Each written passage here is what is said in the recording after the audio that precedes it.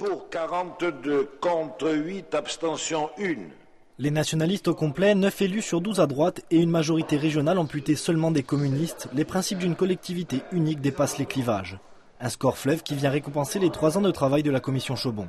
Ce soir, je suis ému et je suis très heureux d'avoir vécu à vos côtés ces moments d'histoire politique de la Corse. Cette première délibération prévoit une nouvelle architecture, un seul Parlement qui regroupe les compétences de l'actuelle collectivité territoriale et des 2 conseils généraux. On passe de 103 à 63 élus et pour éviter un centralisme ajaccien, une chambre des territoires composée d'élus territoriaux et des intercommunalités sera créée à Bastia.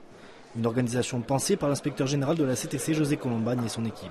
On va pouvoir définir des politiques publiques uniques pour toute la Corse, alors qu'avant, il pouvait y en avoir 3 dans le même domaine. C'est ça qui est très important. La deuxième délibération connaîtra moins de succès. Le mode de scrutin proposé est critiqué par l'ensemble de la droite et 3 élus de la gauche républicaine. En cause, la réduction de la prime majoritaire de 9 à 4 sièges et un maintien au second tour à 5% au lieu des 7 actuels. Cette délibération, pour moi, pour nous tous, entraîne une balkanisation de la Corse, une atomisation politique de la Corse, alors qu'il faut rassembler. Enlever la prime majoritaire, c'est enlever à l'Assemblée de Corse la majorité pour une stabilité des institutions. Donc je suis contre et j'ai voté contre.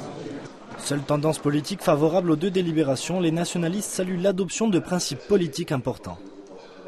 Je ne citerai pas tous, mais par exemple l'équilibre territorial, la volonté de permettre aux intercommunalités, aux territoires d'être représentés à travers la création d'un établissement public qui aura son siège à Bastia, et puis aussi des principes politiques. Je pense notamment à la parité entre les hommes et les femmes, la non-reconduction des mandats.